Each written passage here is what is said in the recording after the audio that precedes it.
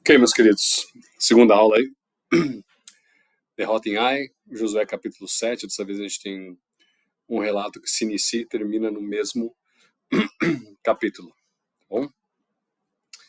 Só para você ter ideia, os itens que a gente vai trabalhar, né? São 9 itens, alguns vão ser muito rápidos, outros vão demorar um pouquinho mais, mas creio que são muito válidos, né? O texto começa com a palavrinha mas, então isso já vai automaticamente provocar um contraste entre o que veio antes e o que vai ser lido depois. Então a gente vai falar do fracasso sem o poder de Deus. A gente vai pensar no contraste entre os espias, então vão ser 2 contrastes que a gente vai trabalhar, né? No final você tem outro contraste aí. A gente vê Josué falhando, e eu creio que esse é um dos motivos pelos quais esse texto está aí, é para mostrar que Josué, assim como Moisés, não era perfeito, né? E o motivo da derrota, o processo envolvido no pecado de Acã, o transgressor é revelado, e outro memorial de pedras. Então, mais um memorial de pedras. E a gente termina com um triste contraste entre Raabe e Acã. Então, sem mais delongas, bora lá. O texto começa com essa palavrinha. Mas os israelitas foram infiéis com relação às coisas consagradas. Acã, filho de Carmi, filho de Zinri, filho de Zerá, da tribo de... Isso me espanta, gente. Quantas pessoas da tribo de Judá, o próprio Judá foi um cara péssimo, mas ele se arrependeu ao final da sua vida. Como é que a misericórdia de Deus é capaz de trazer dessa tribo o nosso Senhor Jesus Cristo, né? Apossou-se de algumas delas. Quais delas? Das coisas consagradas que Deus disse que deveriam ir para o tabernáculo, né? Ouro, prata e bronze. Opa, bronze com zero. E aí a gente tem o triste veredito por conta disso que aconteceu, que a ira do Senhor acendeu-se contra Israel. É interessante você ver aqui 2 vezes, a gente vê essa menção aqui de que Deus considerava isso um pecado de toda a nação. Enquanto um de vocês fizer algo que não me aprova, a nação inteira irá sofrer. Interessante, é um conceito muito interessante. A gente precisa lembrar que Deus continua se revelando a essa altura aqui ao povo. O povo está conhecendo o Deus de Israel, tá? Então tudo isso faz parte da sua revelação perfeita para o povo de Israel, ok? Segunda parte, fracasso sem o poder de Deus, versículos 2 a 5. Sucedeu que Josué enviou homens de Jericó a Ai, tá? Quem que enviou? Josué. Josué enviou. Ele estava preocupado em avançar a campanha. Nada de errado com isso, absolutamente nada de errado com isso, tá? Ai, daqui a pouco você vai ver um mapinha, não muito longe, mas Ai ficava numa elevação, tá? Então era necessário uma espécie de escalada para que eles chegassem a Ai, que fica de Bet Aven e a leste de Betel. Então uma cidadezinha conhecida aí, nossa, começa a ser mencionada aí. Aí ele ordenou, subam e espionem a região. Tá? Os homens subiram e espionaram ele. Quando voltaram a Josué, disseram, não é preciso que todos avancem contra Ai. Envia uns 2 ou 3 mil só. Não cansa o exército, não. Fica de boa. Eles são poucos. E nós somos fortes. Eita, beleza, não aprendeu nada com a primeira vitória. Lembra que eu falei quando Jesus apareceu para Josué, para deixar claro que ele havia dado a vitória? Olha a atitude desses espias aqui. Eles são poucos, manda só 3 mil. O que me espanta é isso, né? Por isso, cerca de 3 mil homens atacaram a cidade, mas os homens de Ai os puseram em fuga, chegando a matar 36 deles. A vida de pelo menos 36 soldados custou por causa dessa atitude deles aí.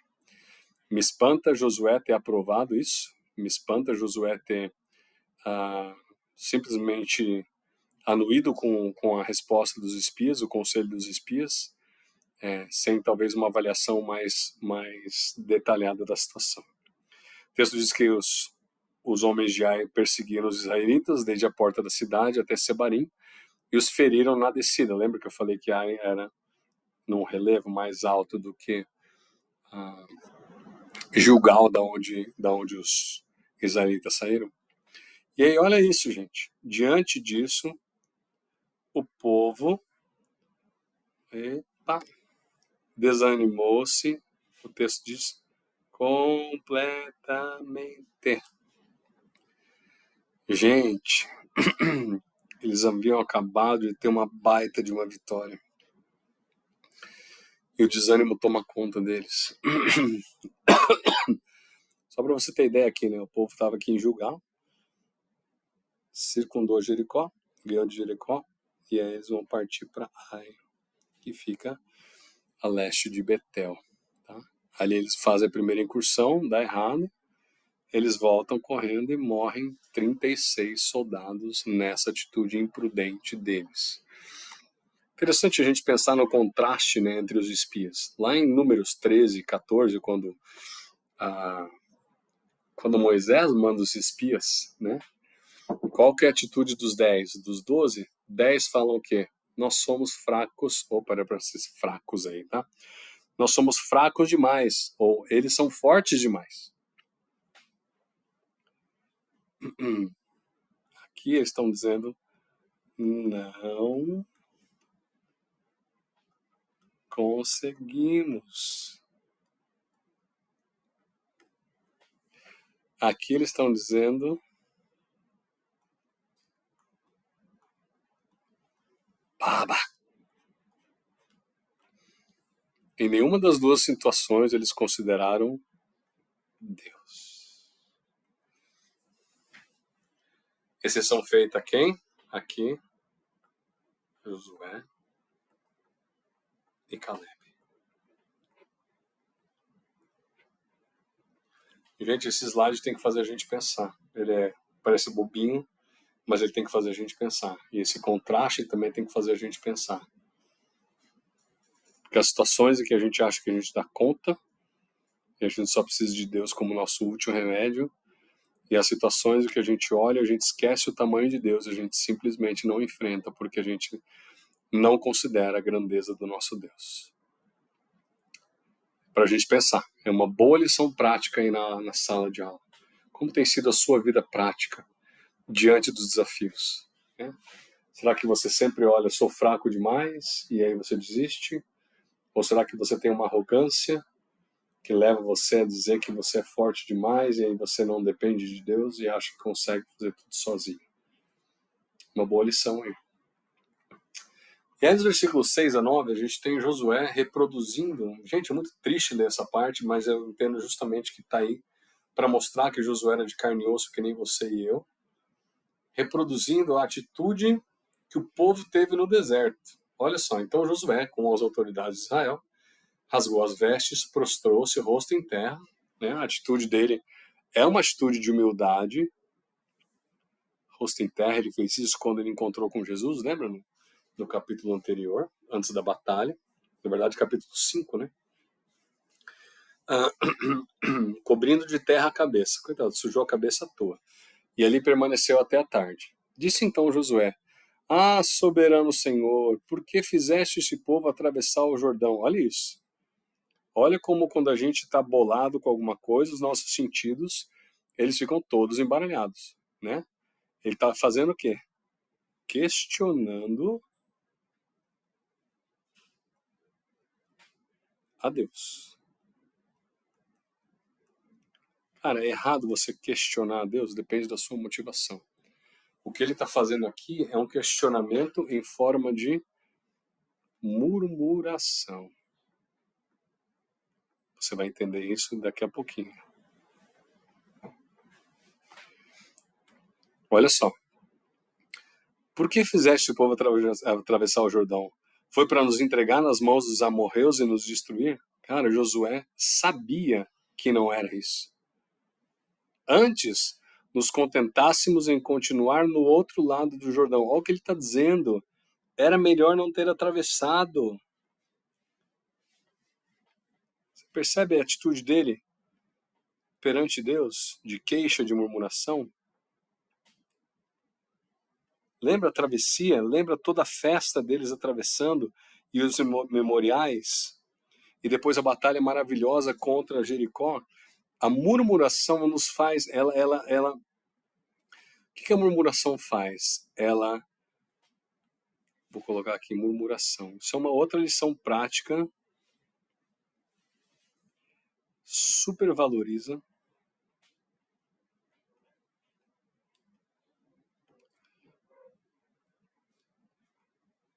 o que era ruim no passado.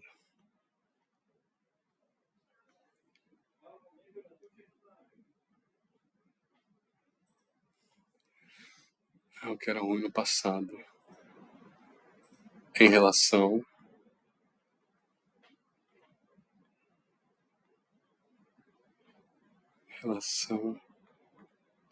ao presente.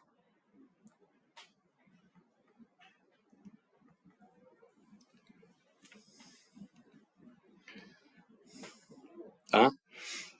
Que poderei dizer, Senhor, agora que Israel foi derrotado por seus inimigos? Então ele olhou para essa situaçãozinha e falou, acabou. 36 dos nossos 2 milhões de habitantes foram dizimados. Os cananeus e os demais habitantes da terra saberão disso. Nos cercarão e eliminarão o nosso nome da terra. Perceba a falta de confiança na promessa de Deus. Olha como o que ele está falando não faz o menor sentido. E o nosso coração é capaz de sair de uma situação de confiança para uma situação de falta de confiança com a mesma velocidade da dele. Gente, isso tem muito material para a gente trabalhar essa ideia de murmuração. Que farás então pelo teu grande nome? Pelo menos ele termina com uma pergunta decente, né? Mas eu amo como Jesus, como Deus trata com ele. Sabe qual é a resposta de Deus? Deus dá o pito em Josué. Olha o que Deus fala. Levanta. Por que você está aí prostrado? Gente, a gente tem que parar para pensar que Deus, ele também fala de uma maneira séria, ele também fala de uma maneira confrontadora. Ele não gosta de certas atitudes nossas, especialmente quando tem essa ideia de autocomiseração, quando a gente valoriza coisas que na verdade, ele não valoriza. A gente tem que pensar, por exemplo, lá no Éden, né? Adão, onde você está? Eu tive medo, me escondi. Ué, você comeu do fruto que eu proibi você de comer? Pense em 2 Reis, capítulo 19, quando Elias está fugindo da rainha. Deus vira para Elias e fala assim, o que você está fazendo? Igual ele está fazendo aí com Josué. O que você está fazendo? Aí Elias fala, eu sou o único que sobrou, fiel ao Senhor. Aí Deus fala, fica quieto, levanta e vai até lá, porque eu tenho mais 7.000 igual você. Né? Então, assim, eu vejo que há muito espaço nas Escrituras, quando você vê Jó, por exemplo, quando Jó dá aquele pito enorme em Deus, desculpa, Deus dá um pito enorme em Jó, capítulos 38, 39 e 40, cara, é avassalador o que ele fala. E é uma coisa em cima da outra. Então aqui Deus está chamando Josué na chincha como líder e falando assim, escuta aqui, cara. Primeira coisa, para com essa atitude. Você está errado. E eu vou te dizer por que você está errado. E aí ele apruma Josué. Eu acho sensacional você pensar que o líder de Deus ele tem que ser um cara que tem que estar disposto a tomar pito do Senhor e a ser aprumado pelo Senhor. Então ele diz, levante-se, por que você está aí prostrado? Israel pecou. Então essa é uma informação nova que que Josué não tinha. Então Josué estava vivendo pelas aparências, ele não estava vivendo por aquilo que era verdadeiro. Violaram a aliança que eu lhes ordenei, eles se apossaram das coisas consagradas. Esse é um tema constantemente que se repete aqui. Roubaram, esconderam-os e colocaram junto de seus bens. Por isso os israelitas não conseguem resistir aos inimigos. Então, ele aqui está consertando a visão equivocada de Josué, né? Outra frase aí, quando ele fala, ai, Senhor, e agora? O que aconteceu? Nós morremos, né? Deus fala assim, vocês não conseguem vencer porque há pecado no meio de vocês. Vocês fogem deles porque se tornaram merecedores da sua destruição. Olha que frase esclarecedora para Josué. Deus está dizendo, vocês querem pecar? Se vocês pecarem, vocês serão destruídos. Vocês serão merecedores de destruição. Não estarei mais com vocês se não destruírem do meio de vocês o que foi consagrado à destruição. Percebe aí o pito? Percebe a bronca? Percebe Deus chacoalhando Josué? Vá, santifique o povo, eu amo isso. Depois que ele fala, levante-se, ele fala, vá. É para tomar ação, não é para ficar aí choramingando, não. Deus está bravo. Santifique o povo. Diga-lhes, santifiquem-se para amanhã, pois assim diz o Senhor. Olha que lindo isso, Deus mais uma vez se revelando. Josué, olha como Deus de Israel trata essas coisas. A gente não pode esquecer que todo esse processo, nesse processo, Deus está se revelando a Josué. Por que você acha que em Juízes o povo cai em toda a desgraça que ele cai? Porque os feitos do Senhor, está lá em Juízes, no começo de Juízes, eles deixam de ser narrados para as gerações futuras. Então toda essa revelação de Deus a Israel, ela é perdida porque as pessoas não passam adiante, né? Há coisas consagradas à descrição no meio de vocês, ó Israel. Vocês não conseguirão resistir os seus inimigos enquanto não as retirarem, tá? Cadê? Vocês não, a mesma coisa que Deus havia falado aqui, hein? Agora Deus está ordenando que Josué fale isso ao povo. Apresentem-se amanhã de manhã cada um. A tribo, olha que lindo isso, que o Senhor escolher virá à frente. Um clã de cada vez. O clã que o Senhor escolher, olha Deus se revelando aqui, virá à frente. Uma família de cada vez. A família que o Senhor escolher virá à frente. Um homem de cada vez. Perceba a repetição no texto aí. Isso significa uma ênfase intencional do autor, tá? Então, quem está direcionando todo esse processo de purificação, quem que é? O Deus de Israel. Não é Josué. Quem vai avisar Josué o que está acontecendo é o Deus de Israel. Então, assim, haverá uma lição pública para o povo. Uma revelação pública para o povo. Aquele que for pego com as coisas consagradas será queimado no fogo com tudo que lhe pertence, violou a aliança do Senhor e cometeu loucura em Israel. Outra tradução seria, ele fez uma coisa sem sentido. Isso é o pecado. O pecado, ele é sempre algo sem sentido, porque nós damos ouvido a uma mentira e seguimos essa mentira. Seguir mentira é algo sem sentido. Olha o processo de Acã. Acabei botando isso no lugar errado, isso deveria vir depois, tá? Mas vamos depois, aí a gente volta, porque o versículo 21 está aqui. Na manhã seguinte, Josué mandou os israelitas virem à frente, segundo as suas tribos, e a de Judá foi escolhida. Ai, tristeza, lembra que eu falei Judá? Só a misericórdia de Deus mesmo.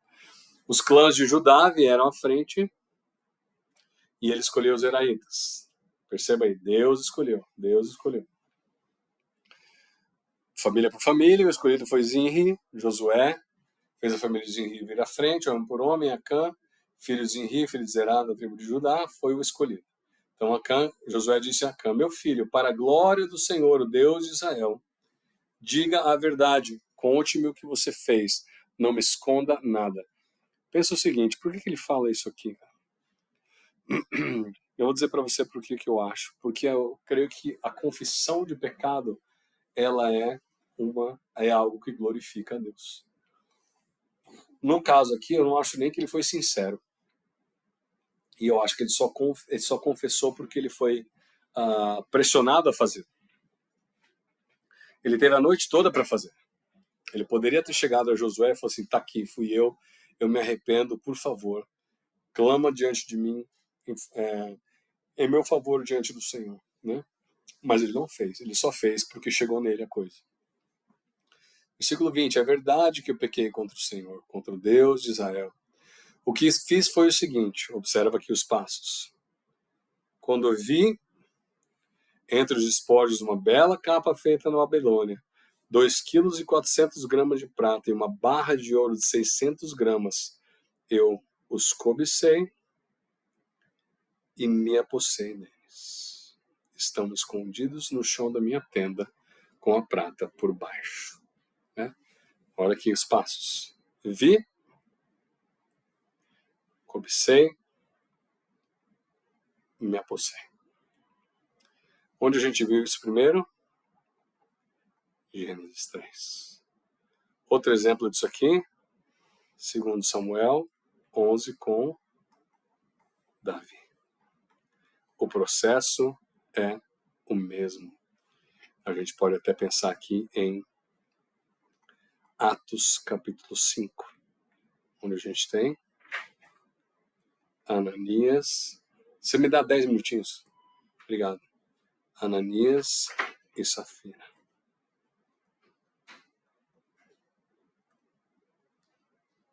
Perceba, são padrões de comportamento. O processo envolvido no pecado de Acã é o que acontece com você e aconteceu com outras pessoas também. A gente olha algo, a gente coloca naquele algo um valor que aquele algo, objeto, ou pessoa, ou coisa, ou prazer tem, que não tem, que ele é super valorizado por nós. A gente esquece as promessas de Deus. Esquecendo a promessa de Deus, a gente abre a porteira para a gente querer aquilo, cobiçar, e depois consumar o pecado. Muito triste. E a transgressor é revelado. Aqui está errada essa passagem, em cima ali, é 22 a 25. Desculpe. Aqui é 22.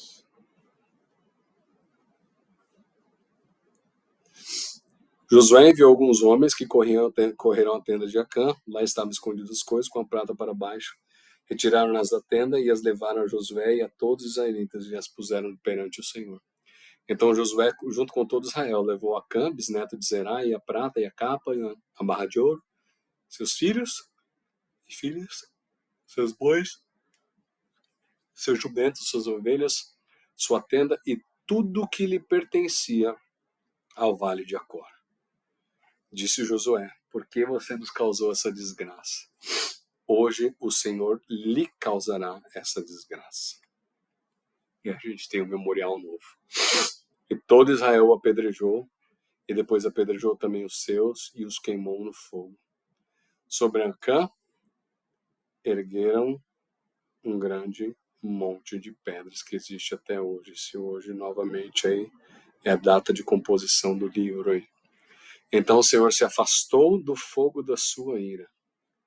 Cara, é legal a gente pensar que a ira de Deus foi aplacada quando o pecado foi punido. Tá? Por isso foi dado o nome àquele lugar de Vale de Acor, um nome que permanece até hoje. Então aqui a gente tem um jogo de palavras, Acor com Acã. Provavelmente no hebraico a gente fala Ahor e Aham. Acor significa sofrimento, tá?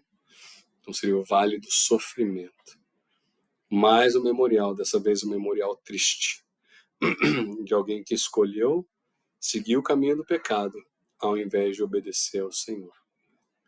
Eu queria terminar com esse contraste, né? Essa sessão toda, ela começa com Raabe e termina com Acã. No capítulo 2 com Raabe, no 6 e 7 com Acã. 6, Acã tá velado o que ele fez, mas ocorreu em Jericó. Né? Foi em Jericó que ele fez o que ele fez. Ela era uma prostituta, ele era um israelita. Ela escondeu os espias na sua casa, correndo riscos. Ele escondeu as coisas consagradas do Senhor na sua tenda. Ela e toda a sua casa foram salvos. Ele e toda a sua casa foram destruídos. É o preço da desobediência. Você pergunta, Henrico, mas precisava ser tão severo? A resposta é sim. Por quê? Porque Deus está se revelando, e uma das coisas que ele faz com essa situação de Acã é o que o Charles Cloth ele fala, ele chama de convivência impossível.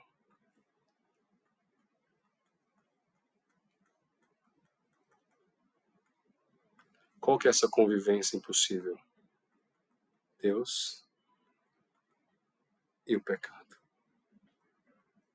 Ele está ensinando uma lição que eles mais para frente vão entender quando eles irão lidar com outros povos, eles terão que aniquilar totalmente aqueles povos.